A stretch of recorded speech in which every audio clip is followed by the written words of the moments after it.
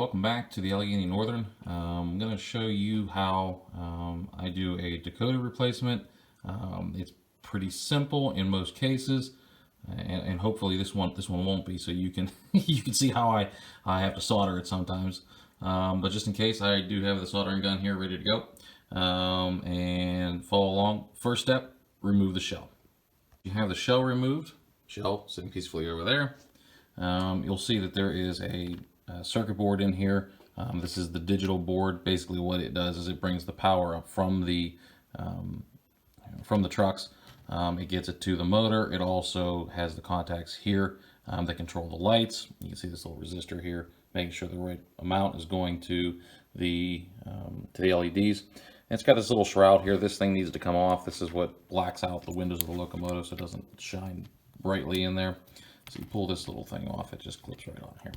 Now, this particular model, it does require that you unscrew the housing. Be careful when you do that because the housing is what's holding on all the gears and all the components. So as soon as you loosen those up, all these little pieces want to fall out. So you want to be careful with that. This tape that's on the back, it's a form of electrical tape.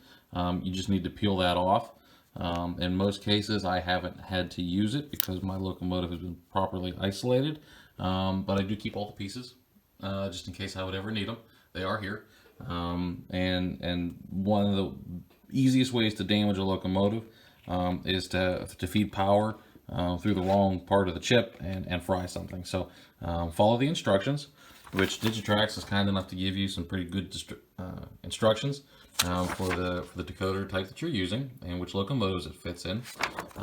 If you have any issues, if you lose this or something else, you can find this online. Digitrax has everything online. So our next step will be to open up the shell.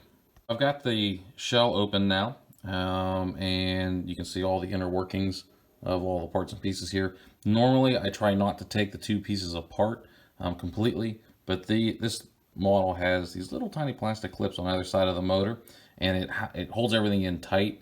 And when you try to pry it apart, which I use a very small screwdriver, it sort of just flies apart. So that's what happened here. So there's our digital chip, and you'll see that this piece here, this is the analog chip, just pulls right out. I set them aside. I put them back in the box that the locomotive came in so that I always know which chip goes where.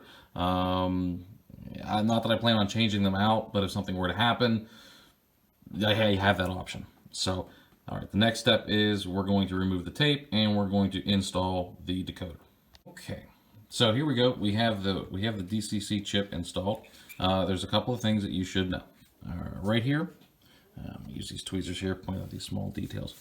Right here, this is a point of contact, just like it is on the other side, and here and here. Now these points have to contact the motor housing, because they're going to pick up power from, this is going to power your lights and that sort of thing.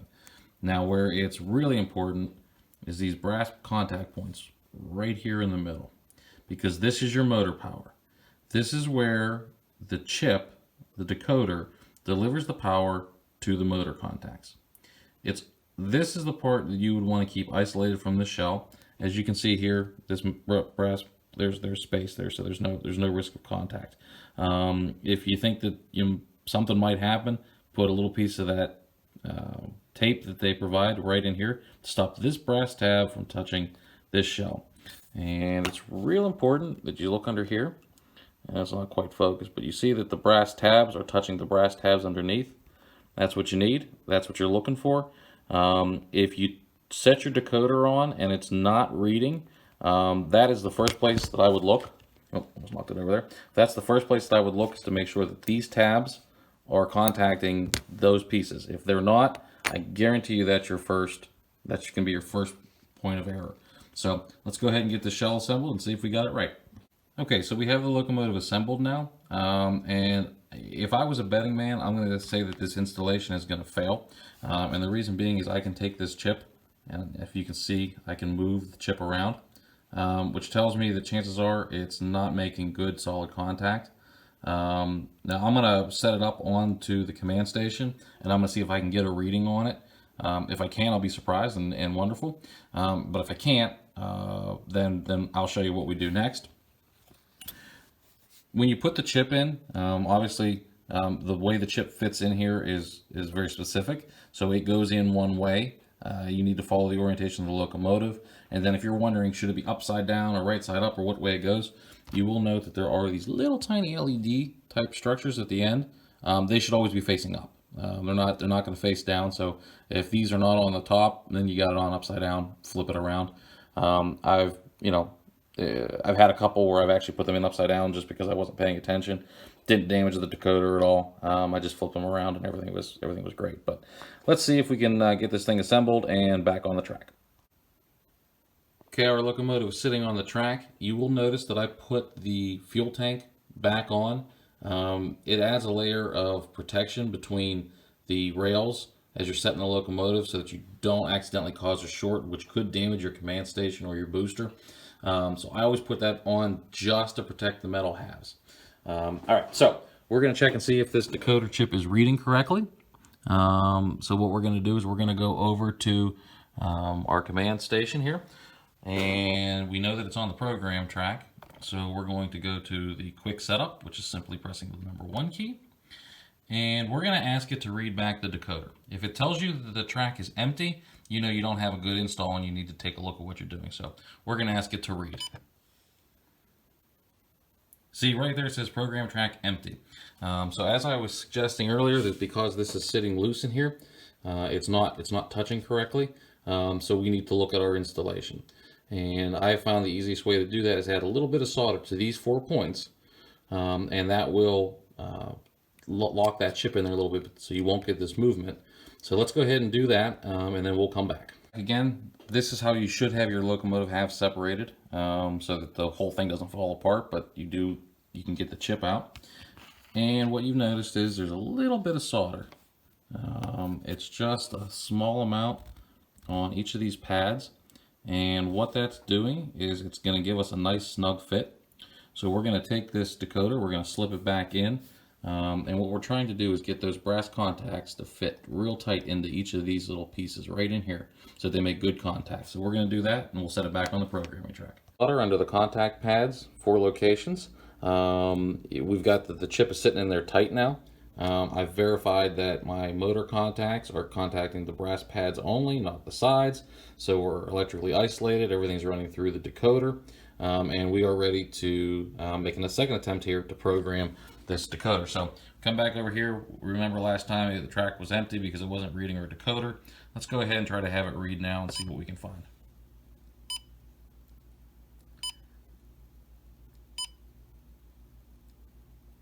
Okay, there we are. I was able to find the decoder. As all Digitrax decoders come equipped, we have 03 as the locomotive, and currently it is using the short address, which is two numbers, versus 4, and the CV value for that is 6. That is all the default setting.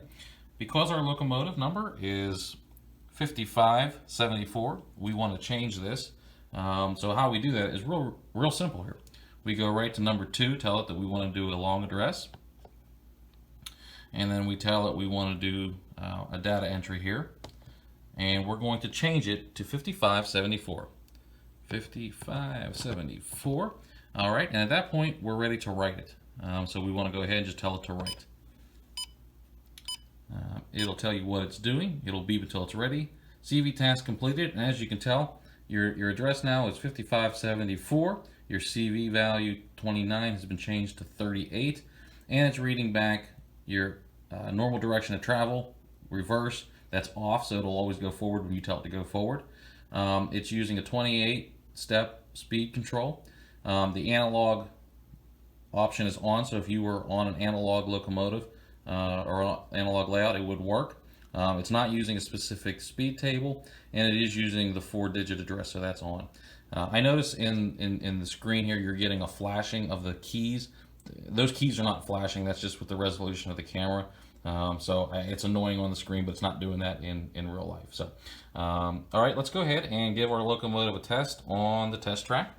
So to do that, we're just going to take it off of where I have the programming track, and we're going to set it up here on the track power. All right, we're on and running. First things first, we got to turn the track on. When it's on, the track status will go green, which is not going green, so I've got an issue here.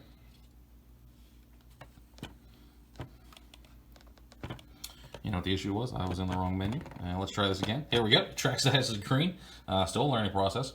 And let's go ahead and get the headlights on. They're not on now. And we need to tell it which train we're doing. So right now it's still looking for the 8571, and that's not our train. We are train 5574. So we're going to tell it that's what we're on, and then we're going to tell it to turn the headlights on. And there you go. You got a headlight shining. It's in the forward direction. If we want it to be reversed, we just change the throttle to reverse, and the lights will automatically switch.